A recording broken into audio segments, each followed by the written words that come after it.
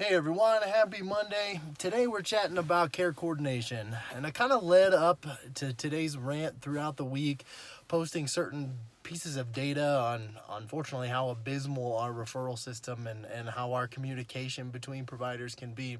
Now, I've talked about the importance of communication in videos in the past, but I really want to focus in on what it means to truly care, to coordinate care between providers.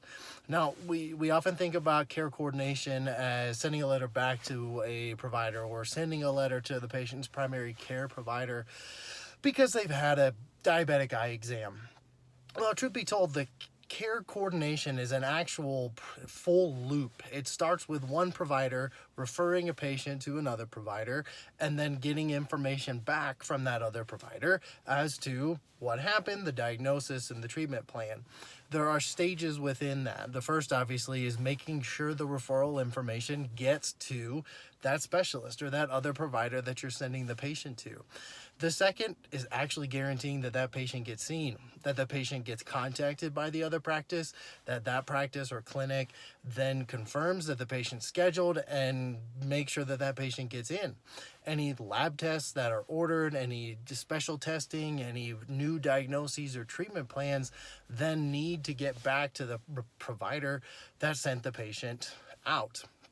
And then that patient ultimately goes back to their primary care provider or their optometrist or their dentist or their anybody in practicing primary care, and the process continues moving forward in achieving optimal health for that patient.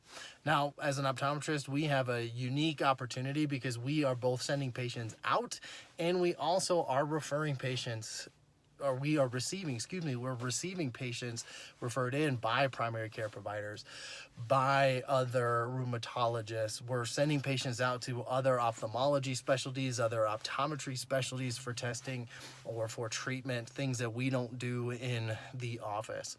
And so it's super, super important. And I think we, like I said at the beginning, I think we often think about, okay, I got to send a letter, got to send a letter, got to send a letter. But as we, as providers, both sending out and receiving patients in for care, how are we focusing on making sure that that patient gets in, that that patient actually schedules an appointment, and that patient, we actually receive all of the data ahead of time to best care for that patient, or that we send the appropriate information to that other provider.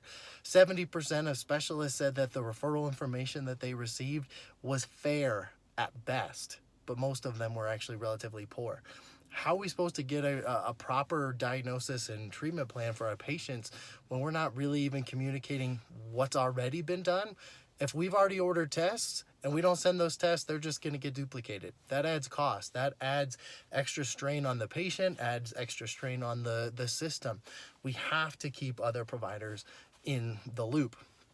Now, EHR, ooh, don't even get me started. We're going to have a whole nother rant on the importance, the failures, and the future for electronic health or electronic medical records. EHR was supposed to make that easy, completely interoperable. Don't even have to contact the patient's providers. You have access to all of their health information. Well, we all know that that doesn't even come close to happening. So, like I said, much more to come with regards to that. But this week, as you send patients out, you receive patients back, I encourage you, I'm ranting today because I think this is super important to reduce duplication, to reduce fragmentation, to get patients in, to educate the patient. If you're sending a patient out, educate the patient on why it's important that they go keep that visit, that you're open and honest and you're communicating and educating the patient.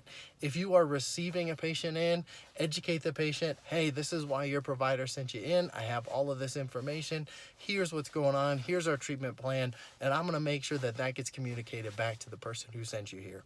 So how can we be working better? I want to know your system. So please comment and have a great week.